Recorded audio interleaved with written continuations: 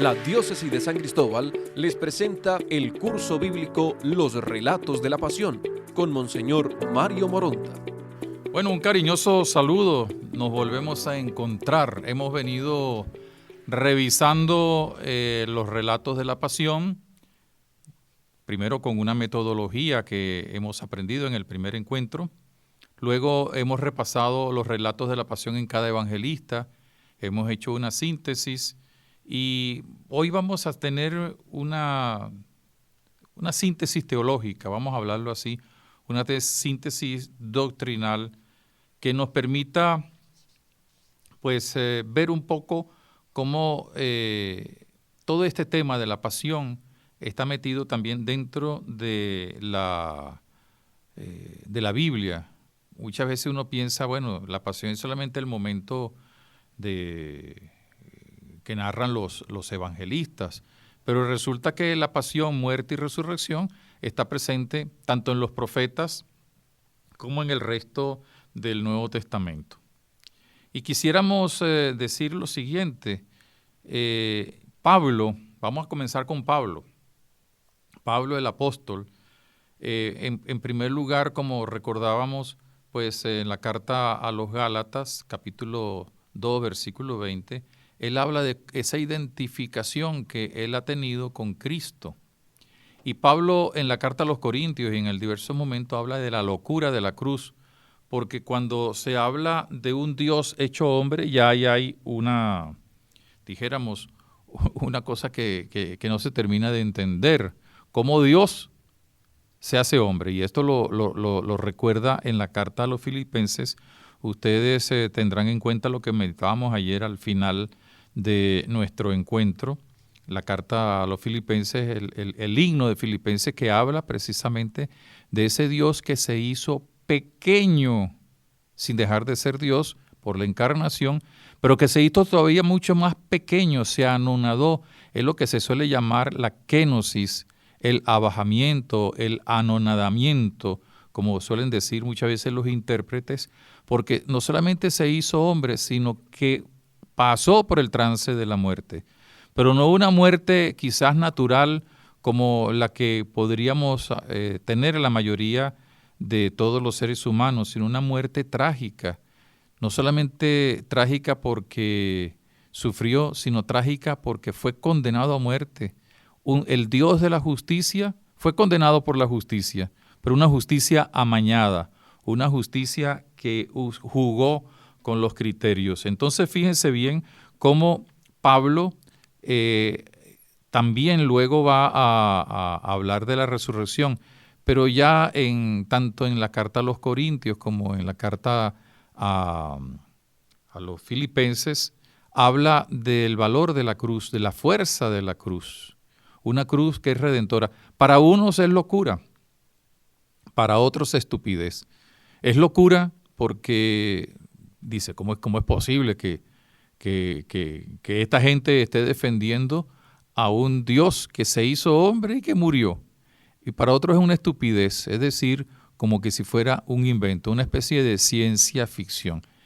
Y sin embargo, la cruz de Cristo es el sitio donde Pablo en la carta a los Romanos nos invita a poner todas nuestras dificultades, todas nuestras angustias e incluso nuestros pecados para ser liberados. Porque es allí la expresión del sacrificio, de la entrega radical del amor de Dios, que no solamente se hace hombre, sino que es capaz de ofrecerse como Cordero de Dios que quita el pecado del mundo. La cruz es no locura, no es estupidez, sino es signo de victoria, como bien lo cantamos también en la liturgia. Y Pablo pues insiste en esa dimensión de la pasión. Estamos crucificados con Cristo. Incluso en la carta a los Romanos, sobre todo en el capítulo 6, cuando se habla del bautismo, Pablo nos está hablando de cómo nosotros nos sumergimos en la muerte, morimos al pecado, no morimos de muerte natural, de muerte física, sino de muerte al pecado. ¿Para qué? Para resurgir también con Jesús. Ya vamos a hablar un momentico de la resurrección. Pero fíjense cómo Pablo, la teología, la catequesis que hace del bautismo, lo primero que hace es identificarnos con la cruz de Cristo, con la muerte de Cristo, para que allí sea crucificado el hombre viejo, para que allí sea crucificado el pecado, para que sea derrotada la oscuridad. Y entonces, desde la cruz surge vencedor el Señor resucitado. Y por eso en este capítulo 6 de la carta a los Romanos se nos habla precisamente de que el bautismo que nos identifica con la cruz hace que nosotros también, sepultados con Él en su sepulcro causada por la muerte, resucitemos, resurjamos, nos levantemos y entonces poder decir, como bien nos lo recuerda en la carta a los Efesios, como luz, ser luz en el Señor. Antes nosotros participábamos, antes del bautismo participábamos y estábamos llenos de la oscuridad, pero ahora, vencida la oscuridad con la cruz, pues somos luz en el Señor, que no es otra cosa sino la resurrección. Y fíjense que San Pablo nos está diciendo que la resurrección es fundamental en cada uno de los creyentes. Si Cristo no hubiera resucitado, vana sería nuestra fe. Si Cristo no hubiera resucitado, no tendría sentido lo que hacemos. Si Cristo no hubiera resucitado, pues hubiéramos, ni siquiera a lo mejor lo estuviéramos siguiendo, porque nadie sigue a un derrotado. Todo el mundo sigue a un victorioso vencedor. Y Él vence con la cruz la muerte, pero lo vence porque explota la vida con la resurrección. Así pues que si nosotros leemos con atención las diversas cartas de Pablo, donde se nos da una serie de recomendaciones de carácter moral, ciertamente, donde se nos da una enseñanza sobre nuestra participación en el cuerpo de Cristo, como es la iglesia, donde se nos da también algunas indicaciones sobre el bautismo y sobre la Eucaristía, sobre lo que vendrá al final de los tiempos. Pablo nos identifica en nuestra existencia cristiana con una total identificación, valga la redundancia, una total adhesión a Cristo. Fíjense que incluso él nos habla de que somos revestidos de Cristo.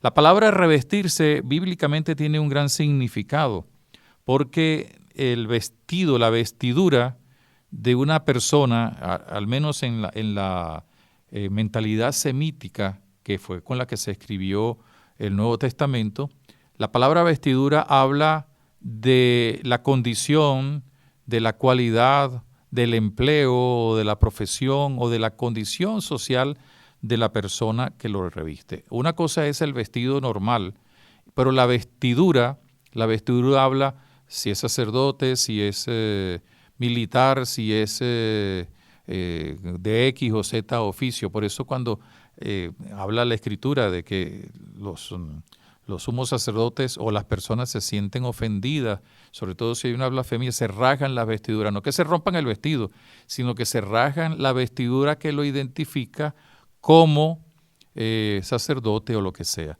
Y entonces esa expresión bonita de Pablo, que hemos sido revestidos de Cristo, nos está diciendo que nosotros estamos tan pegados a Cristo, tan unidos a Cristo, tan en comunión con Cristo, que precisamente por llamarnos cristianos, por llamarnos seguidores de Cristo, discípulos del Señor, pues hemos sido incorporados a su pasión, a su muerte y a su resurrección. Entonces nosotros hemos sido sepultados en la muerte, hemos sido metidos en la sepultura de Cristo, pero no para aparecer como derrotados, sino para salir victoriosos, resurgir, levantarnos. La Biblia, sobre todo en el Nuevo Testamento, la palabra resurgir, levantarse, estar de pie, es un verbo que se utiliza eminentemente para hablar de la resurrección. El cristiano camina y camina erguido en el camino de la novedad de vida porque participa del triunfo del Señor. Y esto hace que se marque la identidad del cristiano. En el capítulo 15, versículo 10 de la primera carta a los Corintios, ese capítulo 15 está dedicado sobre todo a la resurrección. Pero hay una expresión muy hermosa, muy arriesgada por parte de Pablo, que era un judío que había sido al menos estudiante para ser rabino, porque, como lo vamos a ver, emplea una frase que puede resultar peligrosa para los judíos, pero para nosotros es una frase que no solamente nos define, sino que nos une a Dios. Dice él, por su gracia de la resurrección, por Él, por Cristo muerto y resucitado, yo soy lo que soy. Es decir, identificado al yo soy, es decir, identificado a Yahvé, identificado con Dios. Eso no significa que somos dioses, eso no significa que hemos vencido a Dios. No, todo lo contrario, Dios nos asocia. San Agustín de Hipona va a hablar de un término muy bonito que se llama la divinización, es decir, cuando Dios nos eleva a la capacidad de ser hijos de Él, gracias a la muerte y resurrección de Cristo, nos permite entonces ser partícipes de su naturaleza. Como lo dirá también San Pedro en una de sus cartas, somos partícipes de la divina naturaleza. En latín hay una expresión que quizás los que la conocen, los sacerdotes antiguos, los estudiosos del latín, van a entender la fuerza de esa expresión. Consortes divine nature. Consortes, es decir, tan metidos que estamos participando, no usurpando, sino participando de la naturaleza divina porque somos hijos de Dios. Y todo esto Pablo le da también otra connotación testimonial. Poco habla él del testimonio de vida, pero sí habla de la evangelización.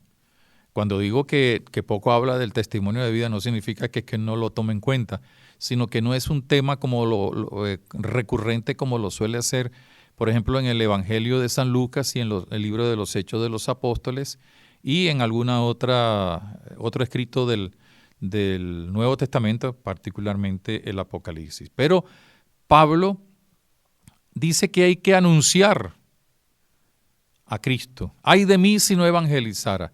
Y hay que anunciarlo muerto y resucitado. Porque el Evangelio de Cristo es el Evangelio de la salvación. Pero a la vez, esa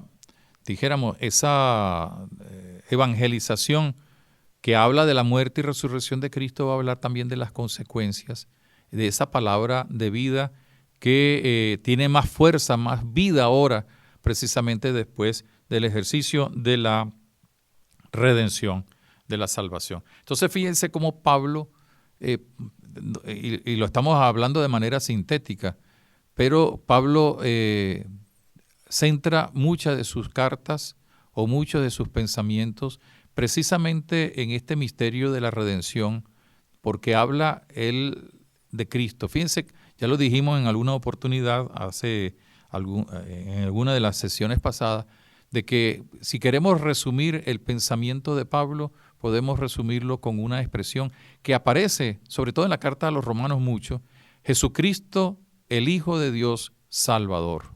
Allí está sintetizado.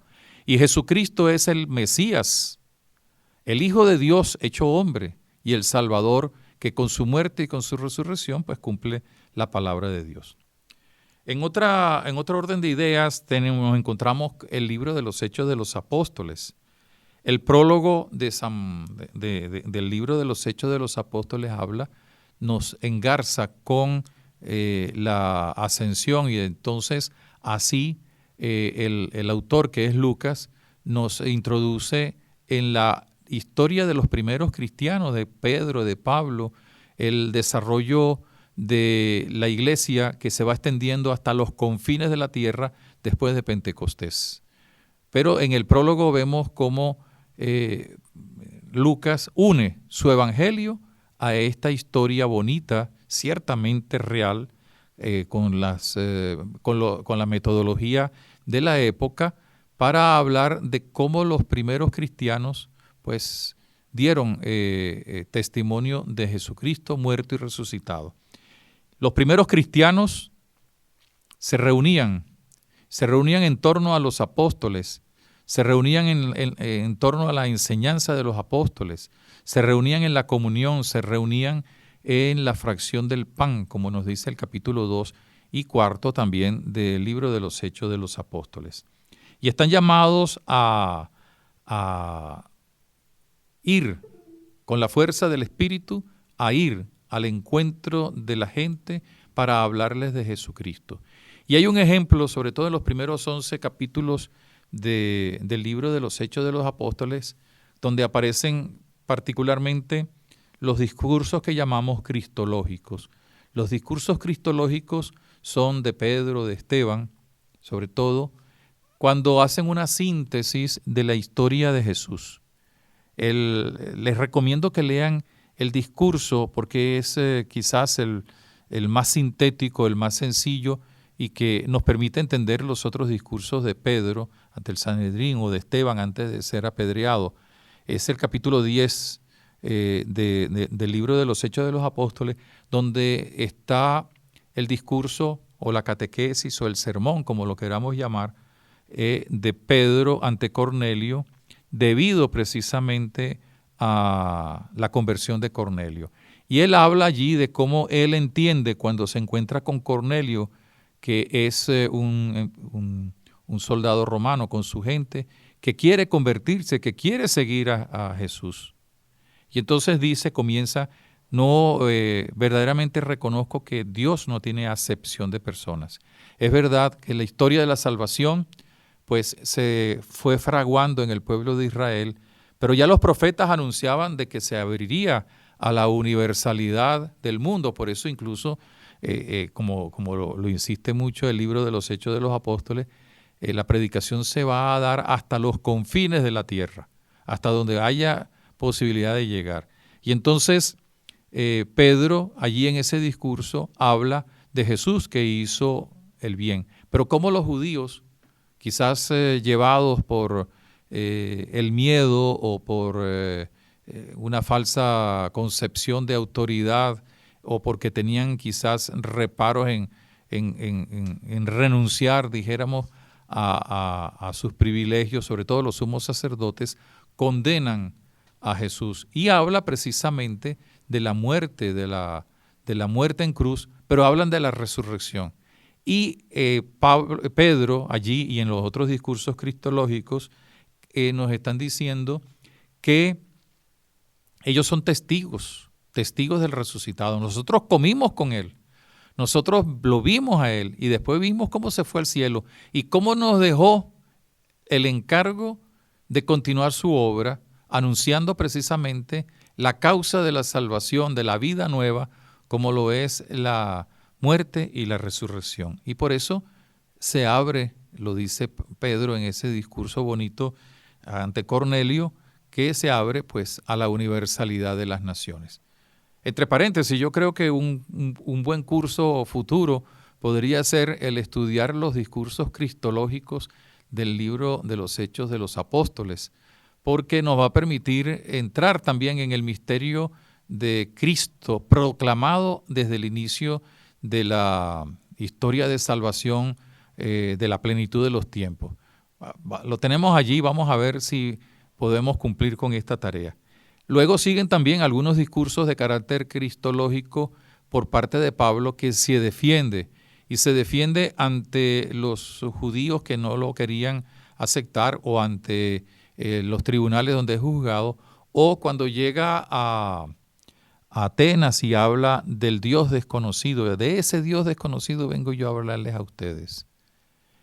Así pues que en el libro de los Hechos de los Apóstoles encontramos un eco a todo lo que hemos venido estudiando en estos días, repasando en estos días.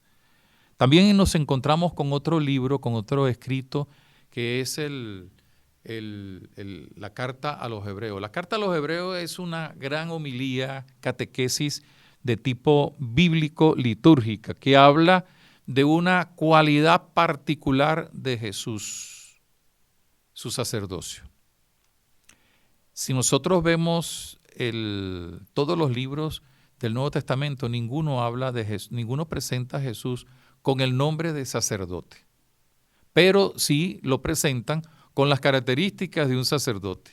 San Juan sobre todo habla del buen pastor que da la vida por las ovejas, y los demás evangelistas lo van presentando como el Cordero de Dios que es inmolado, pero a la vez como el que se ofrece en las manos del Padre, como lo encontramos en la experiencia del Gólgota.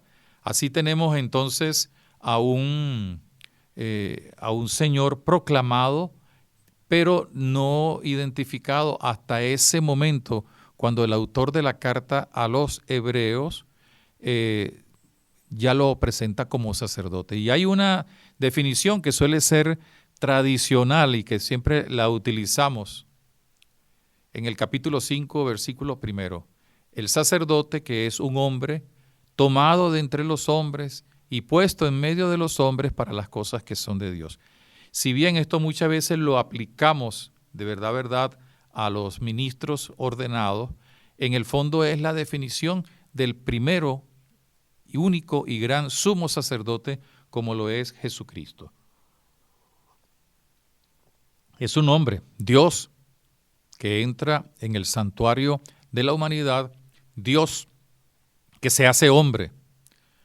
Entonces, un hombre, Dios y hombre verdadero, tomado de entre los hombres, porque se conoce su familia, conocemos a María, y lo identificamos, como ya lo indicáramos en algún momento, como el hijo del carpintero.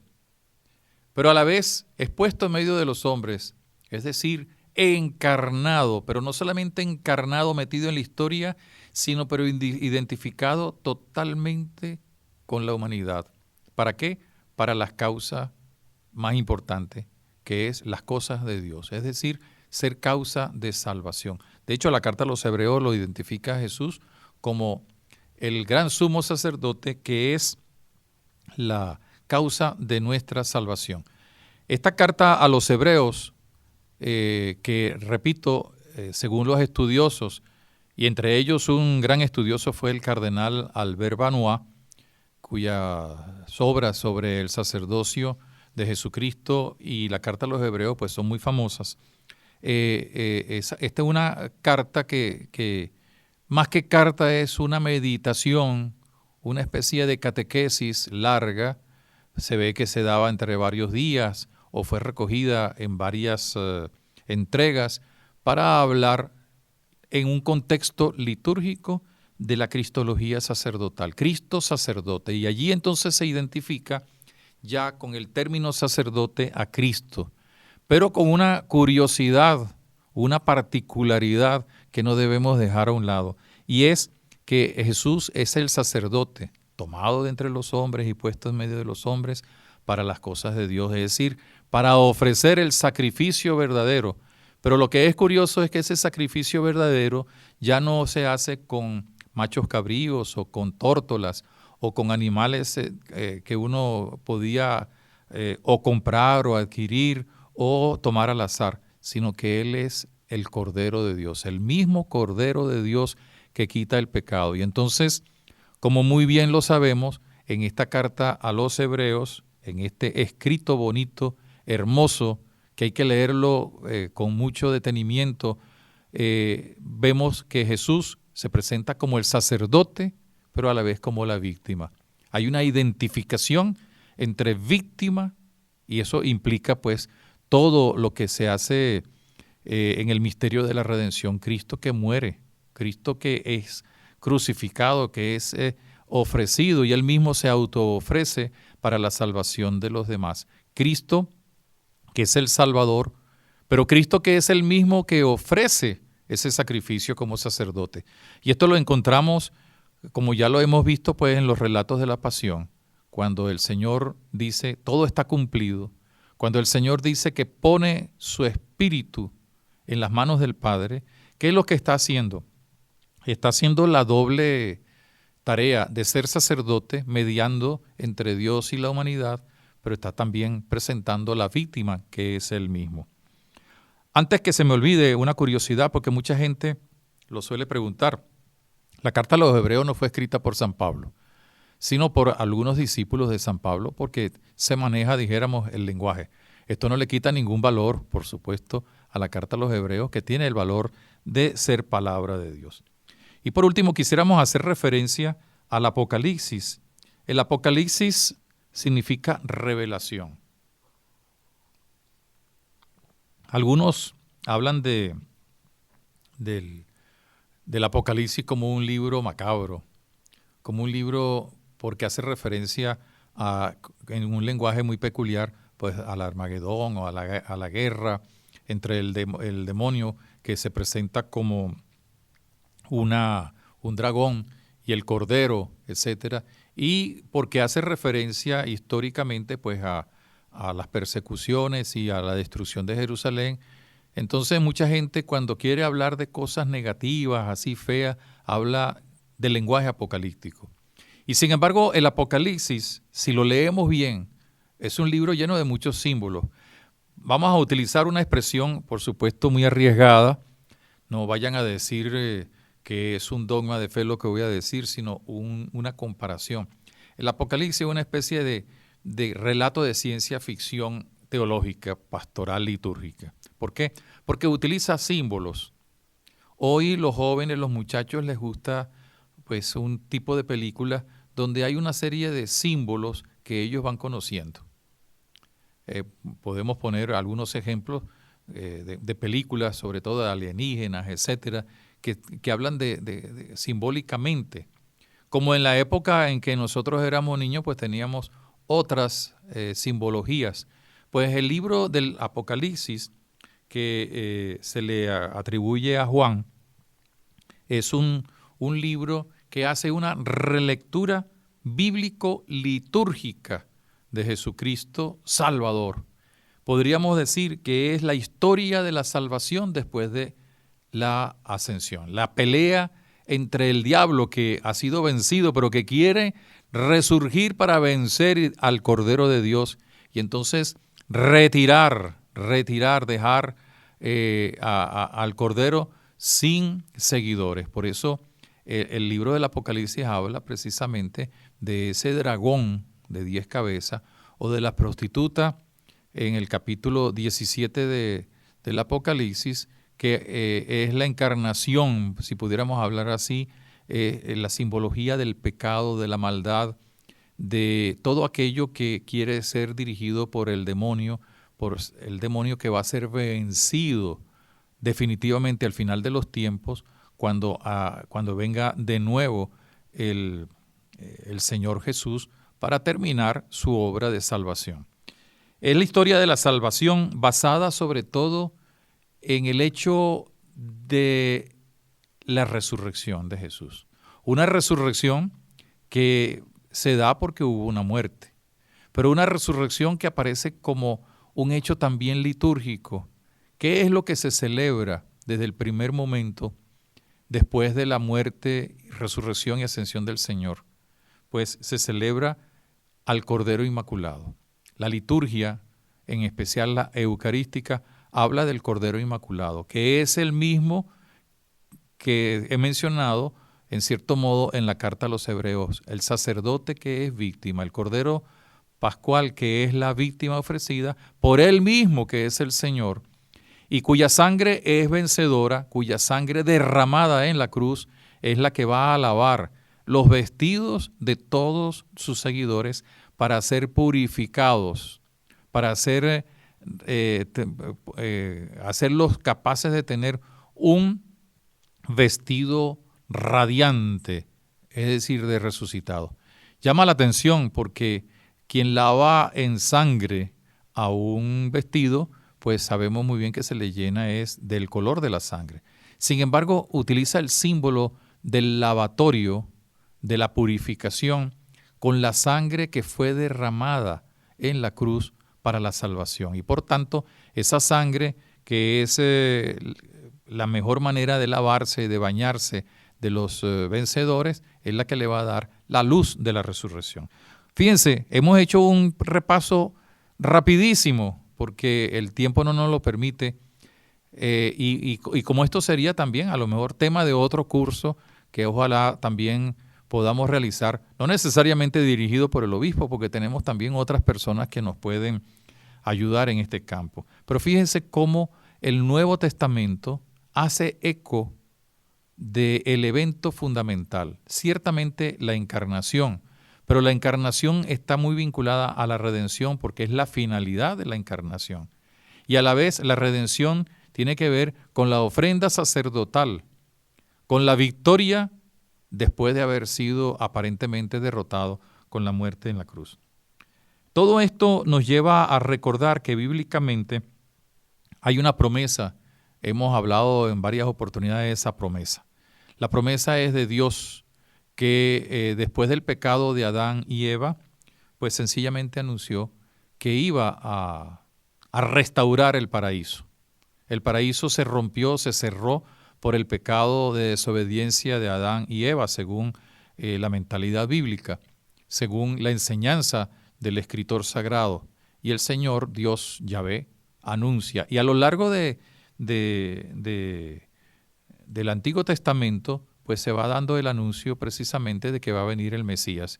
Y en uno de los textos de Isaías, en varios textos de Isaías se nos da los poemas del siervo de Yahvé, entre paréntesis, otro tema también bonito para un posible curso, porque nos habla del anuncio de ese Mesías que sufre y que despreciado, como lo canta también la carta a los Filipenses, anonadado, llevado al extremo de la pequeñez, es capaz de vencer.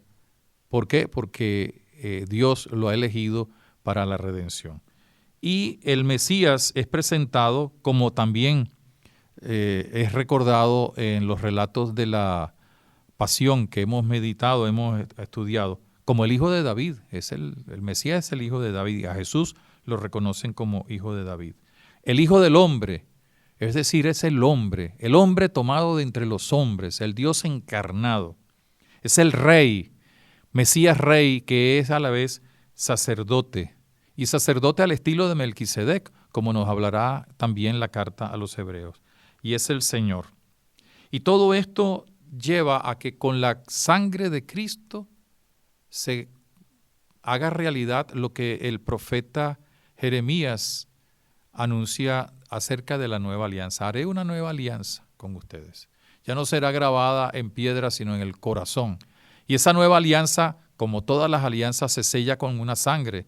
La sangre del animal o de la víctima que se ofrece y que con la cual se rocían los cuerpos de las personas y de las instituciones que participan en la alianza. Aquí el Cordero de Dios está identificado con Jesús y ese Cordero derrama su sangre y esa sangre es la que sella la nueva alianza. Y esa sangre actúa en cada uno de nosotros, actúa para lavarnos, para purificarnos y para ser adquiridos de manera definitiva para el Padre. Por eso se habla que la sangre de Cristo es el precio de la salvación con la cual nosotros pues alcanzamos la plenitud. Entonces la nueva alianza, que también se presenta como nueva creación, como novedad, y que produce el hombre nuevo, la mujer nueva, que se identifica con el verdadero, único y auténtico hombre nuevo, como lo es Jesucristo. Y así se cumplen las Escrituras. Desde aquí podemos tener algunas ideas para algo que vamos a denominar la espiritualidad desde la pasión. ¿Qué es la espiritualidad? La espiritualidad es la vida según el Espíritu, tal como nos lo recomienda tener en cuenta Pablo en el capítulo 8 de la carta a los Romanos. La vida en el Espíritu. Caminar en la vida según el Espíritu. Dejarnos llevar por el Espíritu. Y el Espíritu nos va a ayudar con sus luces, con los carismas que nos da, pues sencillamente a asumir, dado que estamos identificados con Cristo, también esa realidad bautismal de la que hablábamos hace un momento y que Pablo en la carta a los Romanos especifica de una manera especial, estar sepultados en la cruz, pegados en la cruz, estar sepultados en la muerte del Señor, para resurgir con Él, para ser testigos de la resurrección. Y dentro de esta espiritualidad hay 3 ideas que nos pueden ayudar a todos. Una de ellas es la recomendación de Jesús. ¿Tú quieres ser mi discípulo? Toma tu cruz y sígueme. Toma tu cruz, que es la misma mía, pero hecha a tu medida. Toma tu cruz, que es la cruz con la que te vas a salvar, que es la misma mía. Eso es en el fondo lo que el Señor nos está diciendo. Y sígueme. No esperes hasta el último momento. Sígueme.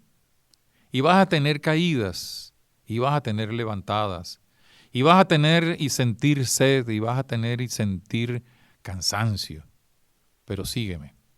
Entonces, nuestra vida espiritual, según el Espíritu, esa vida de espiritualidad, esa vida de testigos del Señor, pasa también por ser hombres y mujeres capaces de cargar la cruz. Y entonces, tener la experiencia de lo que nos dice San Pablo. Por su gracia, yo soy lo que soy. Pero para poder hacer esto, hay una recomendación del profeta Zacarías que veíamos cuando meditábamos o estudiábamos un poco la pasión según San Juan, cuando el centurión o el soldado romano hiere el corazón de Cristo luego de traspasarlo. Mirarán al que traspasaron. Para poder ser lo que somos, es decir, para poder identificarnos con Cristo, para poder entonces hacer realidad el seguimiento, el identificarnos con la cruz y con la resurrección, tenemos que contemplar, mirar al que traspasaron.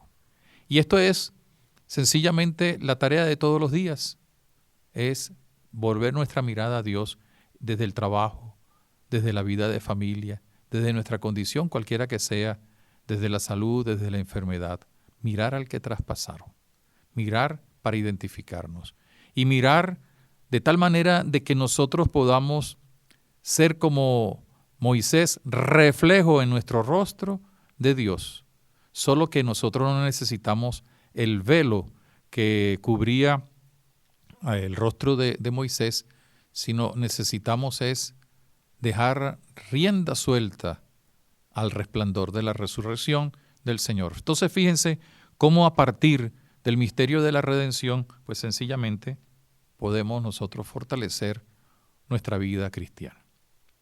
Mañana, en la próxima sesión, vamos a meditar un poquito esto último de mirar al que traspasaron. Y como tarea les voy a pedir que además de repasar lo que ya hemos hecho, estudiado o presentado, cada uno consiga, si es posible, aquellos que lo tengan, pues háganlo. Si no, pues sencillamente la imagen de un Cristo. Vamos a buscar la imagen del Santo Cristo de la Grita, porque vamos a hacer un ejercicio de contemplación. Aquellos que a lo mejor no estando en el Táchira no tengan la imagen, pueden buscarlo a lo mejor por internet, si se meten en alguno de los buscadores, generalmente el más conocido es Google, y buscan en imágenes el Santo Cristo de la Grita, allí lo van a conseguir. Porque viéndolo, no lo vamos a adorar a esa talla, vamos a adorar lo que esa talla significa, que es Cristo, el Redentor. Pero viéndolo vamos a hacer un ejercicio de meditación, porque es verdad que lo podemos ver en otras imágenes, es verdad que lo podemos ver en el rostro de cada hombre, de cada mujer y particularmente de los que sufren, y lo podemos ver en su palabra, lo podemos ver en la creación. Por eso vamos a hacer un ejercicio y la tarea es buscar el retrato del Santo Cristo de la Grita. Si no lo tienen, tampoco nos angustiemos. Cualquier imagen de Cristo nos puede ayudar, aun cuando hagamos referencia a esta hermosa talla del Santo Cristo de la Grita.